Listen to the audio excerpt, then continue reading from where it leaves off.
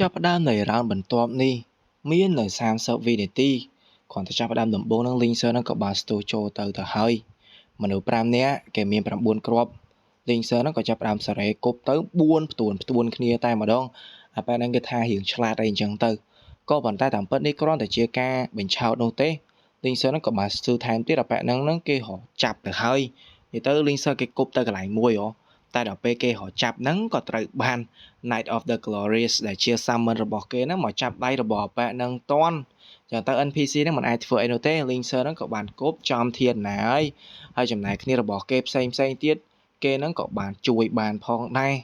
និយាយទៅពេលនេះគឺកាលមុនហ្នឹងគេបានសាកវាប្រហារទៅកាន់អាប៉ែហ្នឹងឃើញថាប៉ះបានអញ្ចឹងទៅគេក៏បានយក Night of the Glorious ហ្នឹងមកចាប់អញ្ចឹងទៅគឺអាចថាគឺជាការគិតដ៏ឆ្លាតមួយរបស់គេនៅទីបំផុតហ្នឹងក៏ទោះបីជាចិត្តអស់វិនាទីមែនក៏ប៉ុន្តែ Linker ហ្នឹងក៏បានជួយទៅកាន់គ្នារបស់គេតាន់ផងដែរពេលនេះ level របស់គេហ្នឹងឡើងមក60វិញទៅហើយសប្បាយចិត្តខ្លាំងមែនតើអាប៉ានោះនិយាយទៅឃើញថា skill ហ្នឹងដូចជាវាអត់មាននៅក្នុង game នោះទេ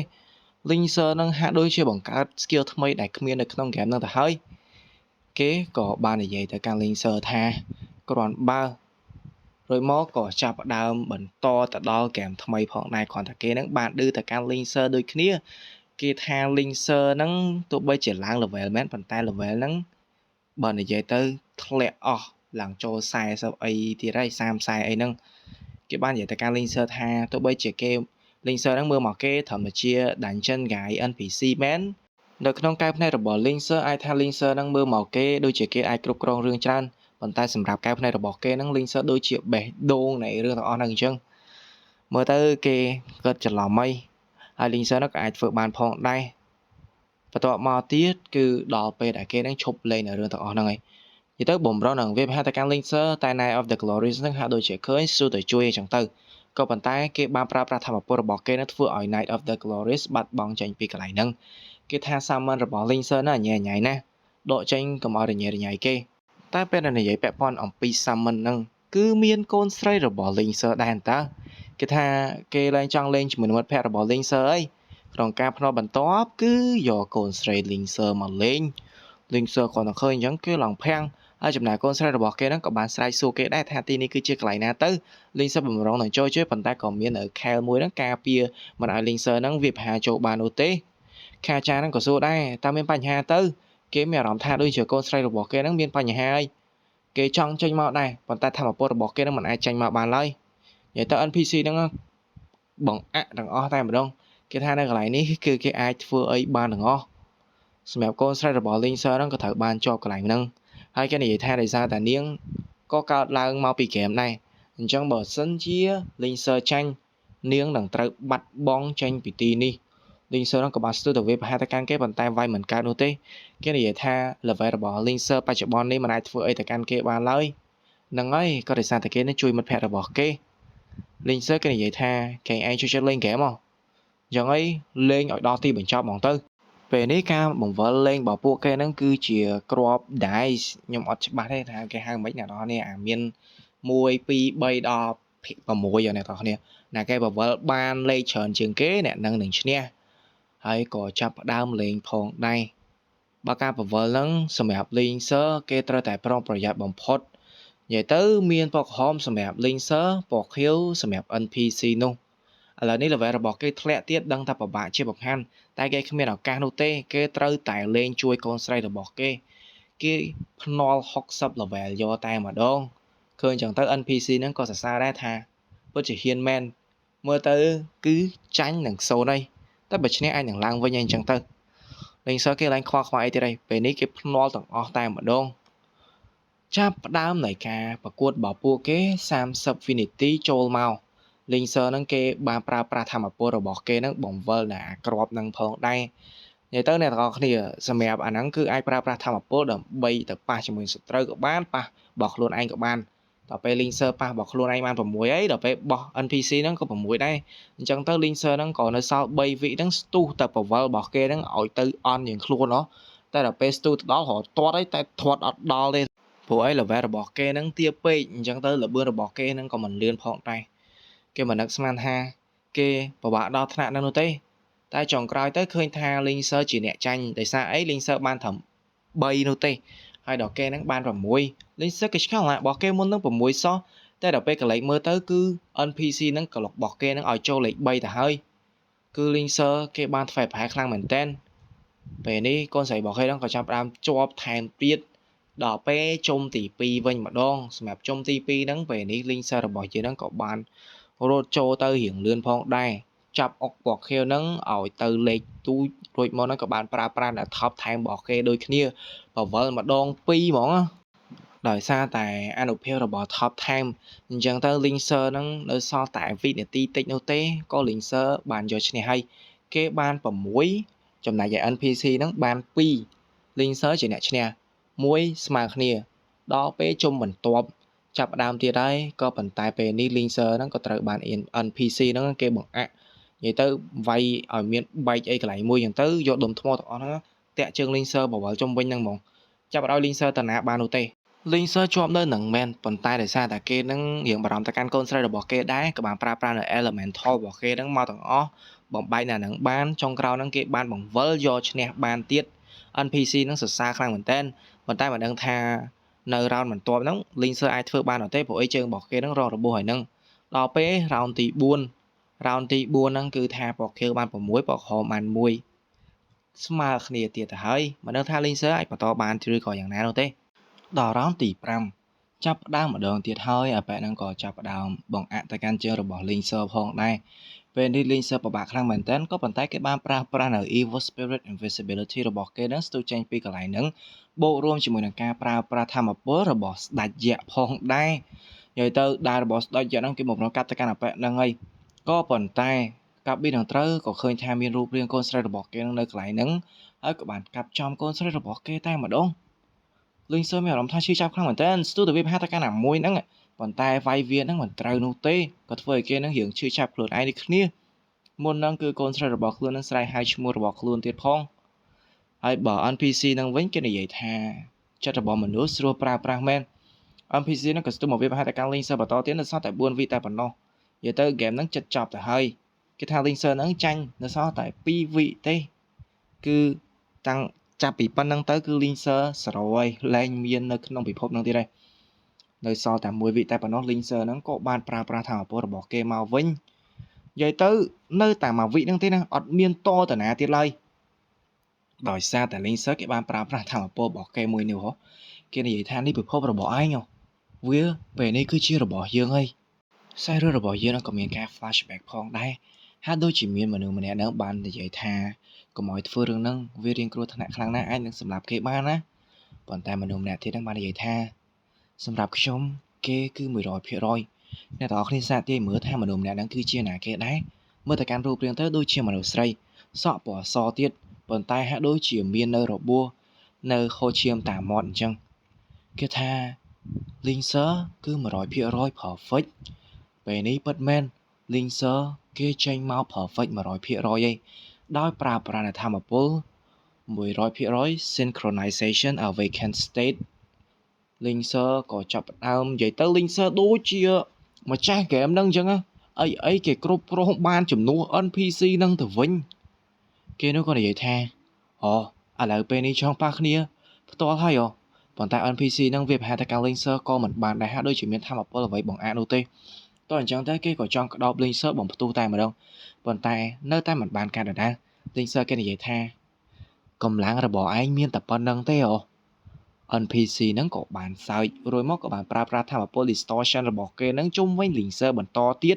គេចង់ឲ្យ Linker ហ្នឹងដួលនៅកន្លែងហ្នឹងក៏ប៉ុន្តែ Linker ហ្នឹងបែរជានៅពីក្រោយខ្នងរបស់គេទៅវិញមិនមានបញ្ហាអីកើតឡើងនោះទេគេបានប្រើប្រាស់នៅការការពាររបស់គេដែរក៏ប៉ុន្តែ Linker បានវាប្រហារទៅឃើញថារនាំងរបស់គេនឹងផុយស្រួយដូចជាតៅហ៊ូអញ្ចឹងពេលនេះ Linker គេខ្លាំងជាង NPC ហ្នឹង NPC ហ្នឹងបើសិនជាអត់មានអីការពារមកសន្ទាប់ទៀតទេ data របស់គេហ្នឹងនឹងត្រូវបានផ្ដាច់ជារំខាននិយាយទៅអ្នកទាំងអស់គ្នាធម៌ពលរបស់ Linker នេះដូចជាអ្នកបង្កើត game ហ្នឹងអញ្ចឹងអ្នកទាំងអស់គ្នាដឹងហើយអ្នកបង្កើត game គឺសរសេរកូដចូលមកក្នុងកូដទាំងអស់ហ្នឹងវានឹងប្រែក្លាយទៅជាលេខ0101អ្នកខ្លះដឹងក៏អ្នកខ្លះអត់ដឹងទៅប៉ុន្តែកូដហ្នឹងគឺវាបន្លែងទៅជាម៉ាស៊ីនមានតែ0101នោះទេអញ្ចឹងអា0101ហ្នឹង ពេលដែល link server វាប្រហាទៅគឺដាច់អាហ្នឹងតែម្ដងធ្វើឲ្យ data ខ្លួនរបស់គេហ្នឹងដាច់ហ្នឹងអ្នកទាំងអស់គ្នាអាហ្នឹងគឺខ្លាំងដល់ថ្នាក់ហ្នឹងអូខេយើងបន្តតែការផ្សាយរបស់យើងបន្តទៀតគេថាធម៌ពលរបស់ link server ហ្នឹងខ្លាំងទៅលើសពីការសម័យរបស់គេទៀតហ៎គេគិតថា link server ប្រហែលជាឆាប់ងាប់ហើយមិននឹកស្មានថា link server បែរជាធ្វើឲ្យគេភ្ញាក់ផ្អើលដល់ថ្នាក់ហ្នឹងសោះគេទន្ទឹងរង់ចាំមើលថាទៅមុខទៀតវានឹងទៅជាយ៉ាងណារួចមកក៏បានរត់គេចពីកន្លែងហ្នឹងទៅក៏ប៉ុន្តែ Linker ហាក់ដូចជាដឹងថាគេនឹងបំផាំងកាយទៅកន្លែងណា Linker ស្ទុះទៅវាប្រហាគេប៉ុន្តែគេបាន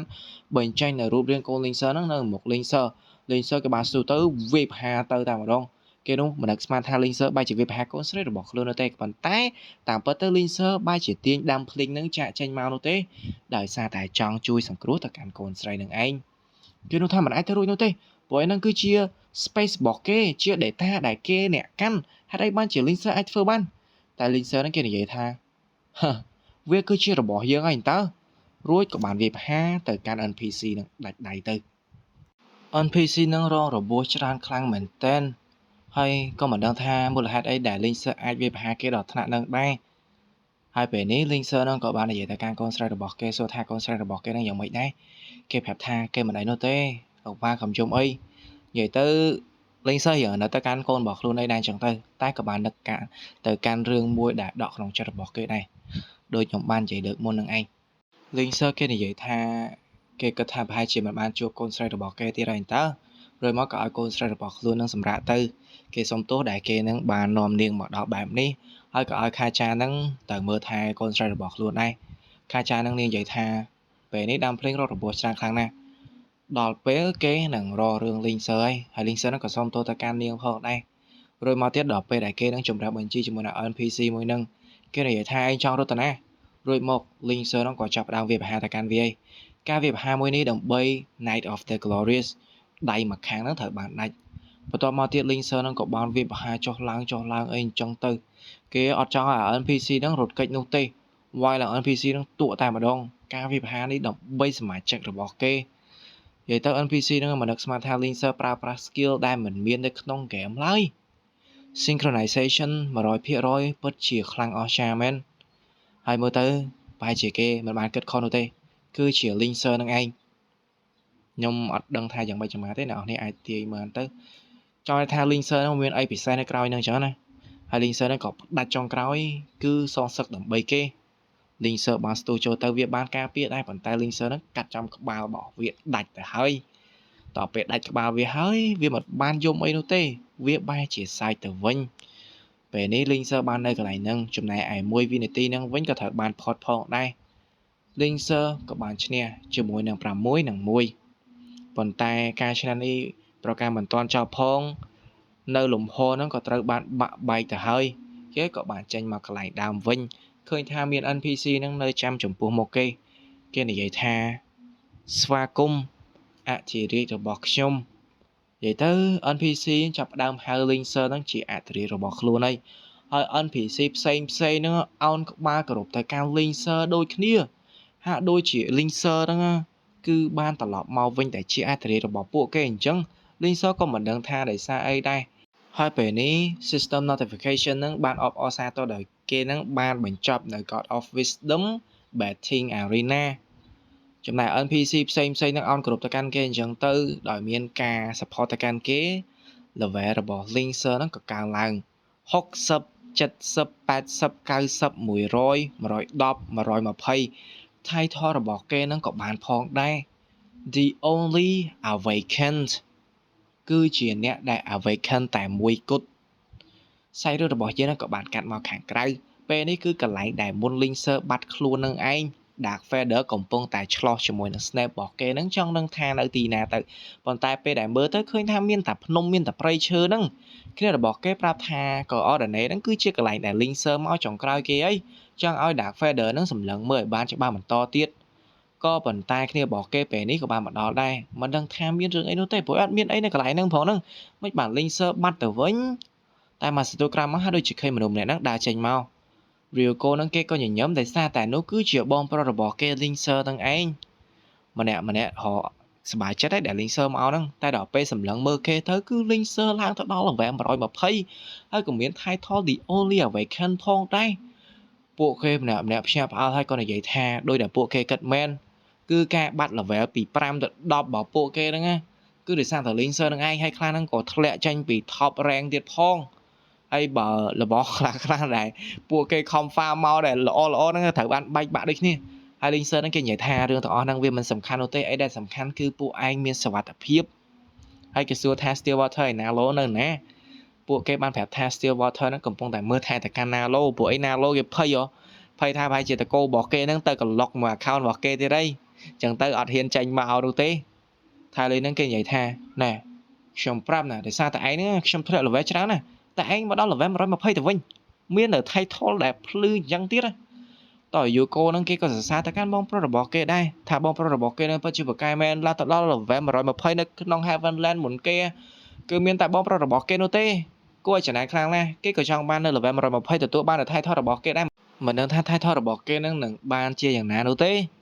ហើយគេក៏សួរតើបានរង្វាន់អីសម្រាប់ title មួយហ្នឹងនោះប៉ុន្តែ Linker ពិតជាទទួលបាននៅរង្វាន់ដោយសារទទួលបាន title ហ្នឹងមែនប៉ុន្តែគេមិនទាន់បានឆែកនោះទេថាបានរង្វាន់អីគេខ្លះនោះជាណាបាននិយាយថាដោយសារតែ Linker ឡើងដល់ level 120អីគួរតែចេញមានការប្រកាសហើយមិនបានអត់មានអីអញ្ចឹង Linker គេនិយាយថាប្រហែលជាដោយសារតែដែលចិនគេចូលហ្នឹងវារៀងចម្លែកអីគេហ្នឹងក៏មិនសូវជាដឹងច្បាស់ប្រហែលដែរCocoli គេនិយាយថាឥឡូវវាមិនអីទេប៉ុន្តែត្រឡប់ទៅគៀលឲ្យលឿនទៅព្រោះអីមានបញ្ហា Linker ក៏សួរថាមានបញ្ហាអីគឺព្រឹកមិញហ្នឹង Fusion Sin គេបានប្រកាសជាមួយនឹងការធ្វើសង្គ្រាមរវាង Guild និង Guild ទៀតហើយមើលទៅពួកគេប្រហែលជាដឹងថាខាង Penumbra ហ្នឹងបានធ្លាក់ level ឆ្លៀតឱកាសមួយនេះពួកគេហ្នឹងក៏ចង់ដេចជាមួយនឹង Penumbra ហ្នឹងឲ្យដាច់ទៅហើយទៅ Cocoli គេនិយាយថាទោះបីជាពួកគេហ្នឹងមិនសម្រេចចិត្តប្រយុទ្ធក៏ដោយក៏វាសម្រេចតែការវោតរបស់មនុស្សចឹងទៅមនុស្សនឹងប្រហែលជាសម្រេចឲ្យមានការប្រយុទ្ធគ្នាអីពួកអី Thousand Awesome ពេលនេះកំពុងតែមានព្រៀបផងអីផងចឹងទៅ Linker ហ្នឹងគេញញឹមរួចមកគេនិយាយថាអូយក៏តែភ័យម្លេះបន្តិចទៀតហ្នឹងពួកគេនឹងប្រកាសក្នុងការ cancel ដោយខ្លួនឯងហី Cocoli គេសួរមែនទេមែនមានអីនៅក្នុងមានការសម្រេចចិត្តអីគេខ្លះមែនហើយក៏ធ្វើមកដោយខ្លួនឯងលោអញ្ចឹង Linker ហ្នឹងគេថាអើយជឿតែខ្ញុំទៅតែខ្ញុំមិនទាន់ទៅ Guild ទេខ្ញុំមានរឿងមួយដែលត្រូវធ្វើហ្នឹងនាងគេនិយាយថាណែអត់អនុញ្ញាតឲ្យទៅនោះទេពេលនេះពេលអីនឹងនៅចង់ដើរលេងទៀតប៉ុន្តែនិយាយចុះឡើងហ្នឹងក៏ឃើញថាមាន NPC មួយហ្នឹងគេកំពុងតែជិះរទេះចិត្តហ្នឹងមានទាំង NPC មនុស្សចាស់មួយកូនក្មេងមួយប៉ុន្តែមើលទៅកាន់ផ្នែករបស់កូនក្មេងហ្នឹងទៅគឺវាប្លែកហើយក៏មានស្នាមញញឹមដែរវានិយាយថា Linker ពួកយើងនឹងជួបគ្នាក្រោយទៀតអ្នកទាំងអស់គ្នាគ្រាន់ស្ដាប់ទៅដឹងថា NPC ហ្នឹងគឺជា NPC អីហីក្រោយមកកាន់ Linker វិញពេលនេះគេក៏ទទួលយកនៅ attribute ដែលបានមកពី title នឹងផងដែរមើលទៅកាន់ attribute ទៅគឺដោយសារតែគេជា the only awaken គេមាននៅការគ្រប់គ្រងព័ត៌មានក្នុងពិភពលោកនឹងទាំងអស់តែម្ដងព័ត៌មានអីក៏មិនអាចលាក់បាំងពីកែផ្នែករបស់គេដែរ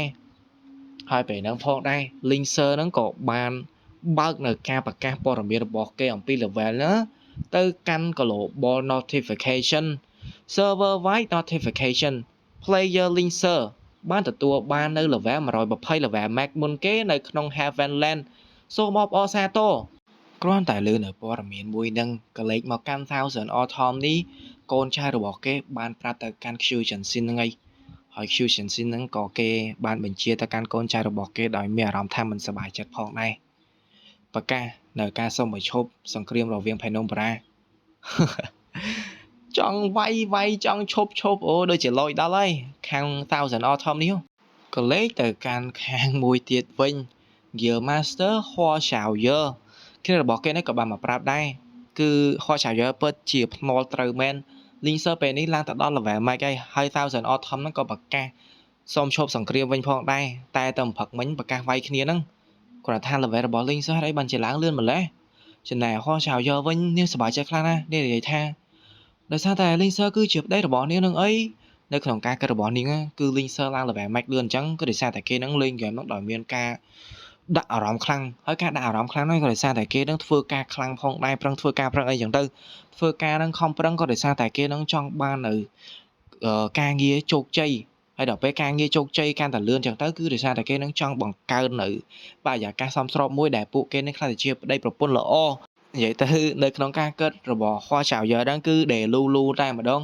គេថាគេក៏ខំប្រឹងធ្វើការដែរ hai kia bỏ cái nắng có chấp đam vào mô kia lang là về liên đôi kia về đi divine vô nâng bồng tân là lại anh chụp môi nâng phải nôm ra